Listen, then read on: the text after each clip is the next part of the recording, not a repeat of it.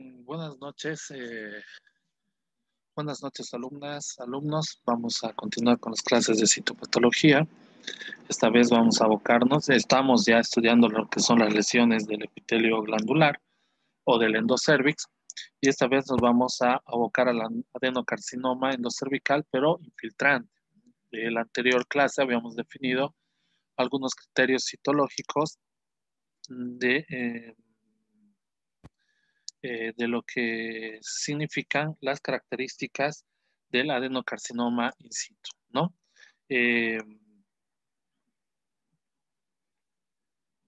bueno, definiendo, el endocervix es la porción del cuello uterino que se encuentra inmediatamente después del orificio cervical externo o todo lo que conocemos también como exocervix, y está constituido por un epitelio cilíndrico secretor de material mucinoso, de moco, formado por una capa de células que es única, ¿no? Es un epitelio cilíndrico simple, secretor de moco, y también habíamos visto que según el estatus hormonal de la mujer o según el ciclo o en la fase menstrual, incluso el espesor de este epitelio puede variar, tanto así también como la producción de moco, ¿no?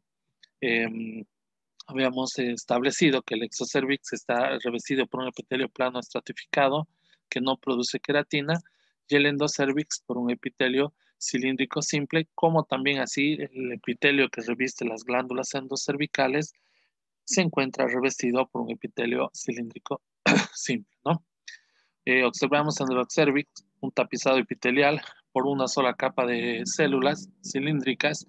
eh, Acá vemos una estructura glandular. Ven que el revestimiento epitelial es el mismo, una sola hilera de células, una sola célula con extenso citoplasma.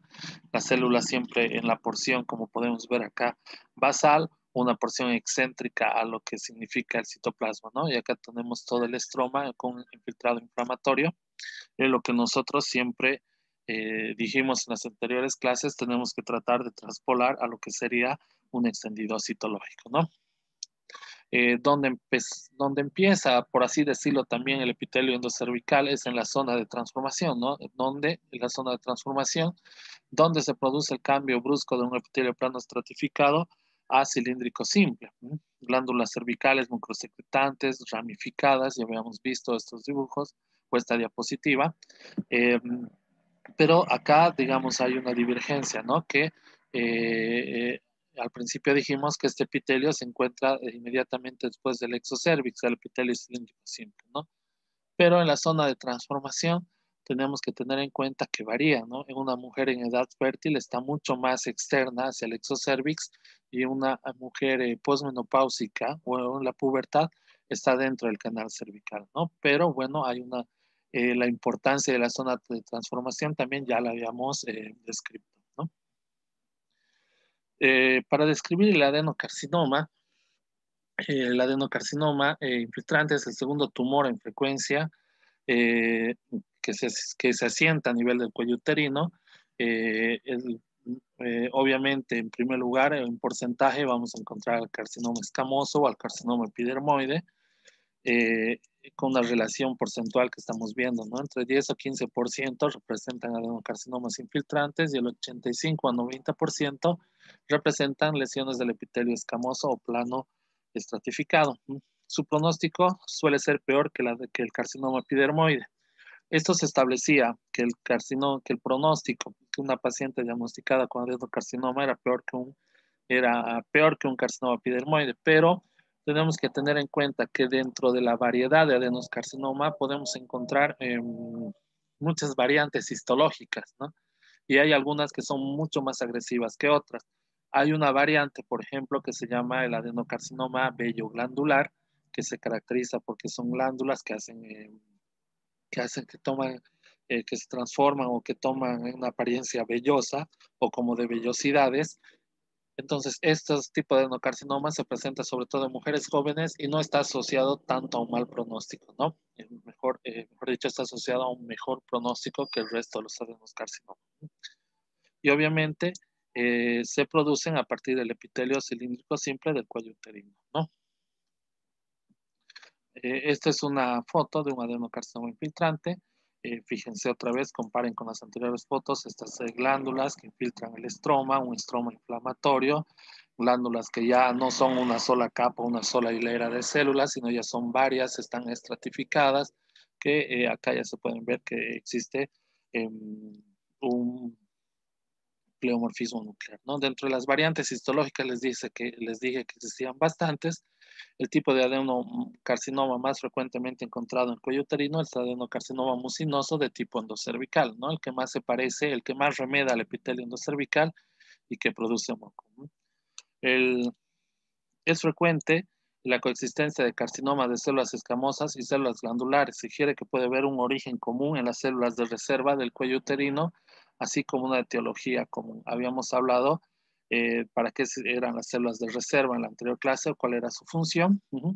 Pero ante todo, tiene que quedar claro que este tipo de lesión neoplásica también está muy asociada a lo que es una lesión por HPV. Esta foto es para, otra vez, para que les quede grabado más o menos en la parte histológica. Si recuerdan las glándulas que mostramos al principio, era un epitelio cilíndrico simple, o sea, una sola capa de células en la base, pero fíjense esto, ¿no? Son células grandes, dispuestas de manera desordenada, una distinta a la otra, como quien dice un pleomorfismo nuclear con figuras mitóticas evidentes, ¿no? ¿Cuáles son los criterios citológicos para definir un adenocarcinoma endocervical, un adenocarcinoma infiltrante, ¿no? Los criterios citológicos, por así decirlo, del adenocarcinoma endocervical se superponen a los criterios de lo que son el adenocarcinoma in situ, o sea, presentan más o menos los mismos criterios, pero pueden presentar algunas características que nos lleven a pensar en invasión. Entonces, hay más abundancia de células cilíndricas anómalas, es frecuente hallar células aisladas. Habíamos dicho que en el adenocarcinoma mayormente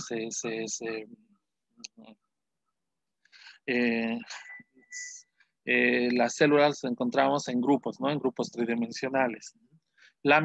Entonces es frecuente hallar células aisladas, láminas en 2 dimensiones o grupos tridimensionales y agregados incisionales también se pueden encontrar. Acuérdense que una característica del adenocarcinoma in situ era que hacían como unas pequeñas rosetas, ¿no? Un patrón como se dice rosetoide.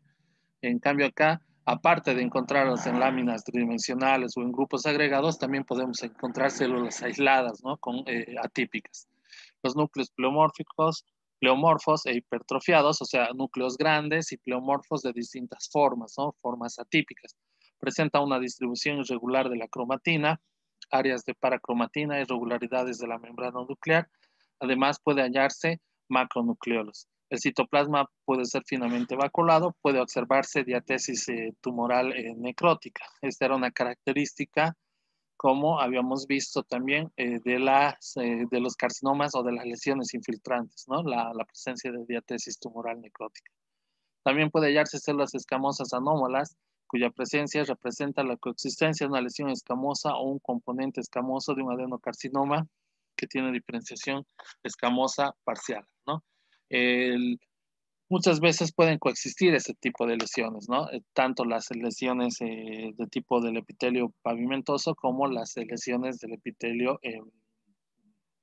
endocervical. Es más, cuando uno tiene un adenocarcinoma, sobre todo in situ, hay que hacer mucho hincapié en tratar de buscar una lesión escamosa porque generalmente se asocia, ¿no? Dentro de algo que tiene que quedarnos claro antes de empezar a describir, por así decirlo, las imágenes citológicas, que para hacer una interpretación citológica de un adenocarcinoma cervical in situ puede presentarse dificultades, ¿no? Y solo esos diagnósticos o estas impresiones diagnósticas de adenocarcinomas debe hacerse en los que los criterios son realmente suficientes o realmente muy notorios para que nosotros podamos hacer este diagnóstico, ¿no? En el caso de no tener los criterios suficientes, la interpretación la tendríamos que poner como células glandulares endocervicales atípicas sugestivas de neoplasia, ¿no? Para que, bueno, la paciente después, posteriormente, vaya a hacerse otros estudios o hacerse una biopsia confirmatoria o un estudio colposcópico también, ¿no? Bueno, lo que vemos acá en este extendido citológico es, bueno, estos grupos tridimensionales de células con marcado pleomorfismo nuclear. Fíjense el tamaño de este con relación a este. Tiene un citoplasma, pero está como vacuolado. Fíjense la presencia, como habíamos dicho, de nucleolos o macronucleolos y esta disposición de la cromatina, ¿no? Una cromatina grumosa, irregular. Lo mismo acá, está dispuesto en grupos tridimensionales, aunque podemos encontrar algunos núcleos sueltos, atípicos. Acá sí realmente podemos ver la presencia de macronucleolos en distintas células con pleomorfismo nuclear. Hay como pequeñas vacuolas del epitelio, del citoplasma. Acá también vemos las vacuolas y esta superposición nuclear como un núcleo encima de otro que le da ese aspecto como tridimensional a estos grupos celulares, ¿no? Acá tenemos un extendido donde podemos ver las células epiteliales escamosas, ¿no? Y estos agregados de células atípicas en estos grupos tridimensionales, hipercromáticos, con atipía nuclear, acá, o también en estos pequeños grupos con las mismas características o en algunos casos ya células sueltas, ¿no? Acá también. Acá se ve un grupo realmente tridimensional con mucha más atipía de lo que presenta un adenocarcinoma cervical in situ. La presencia en todos, casi en la mayoría de ellos, un macronucleolo, escaso citoplasma, pero como vacuolado, como sucio o vacuolado, si quieren interpretarlo de esta forma, y núcleos atípicos, ¿no? Hay que tener en cuenta que en la citología líquida se pueden presentar otras características, pero entre las características más importantes de la citología líquida es que la diatesis tumoral suele ser menos prominente, ¿no?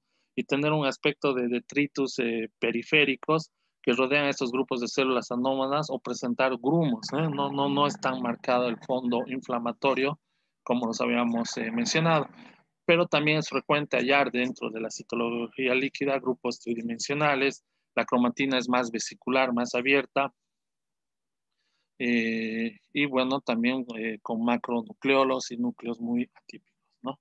Y bueno, esto es para, mm, digamos, simplificar los criterios citológicos de un adenocarcinoma invasor. Los grupos que forman estructuras como haciendo papilas, rosetas, conservan su morfología cilíndrica, células pleomórficas, macronucleolos. Muchas veces podemos encontrar mitosis en los extendidos citológicos. La cromatina, ¿cómo se dispone la cromatina? La cromatina se puede disponer en gránulos, grumos, puede haber una condensación en la periferia, una condensación marginal, o sea, del núcleo, en una membrana nuclear mucho más gruesa e irregular. Y el citoplasma, o sea, tiene la característica de ser granular o microvacuolizado o vacuolado, la presencia de una diatesis tumoral, ¿eh?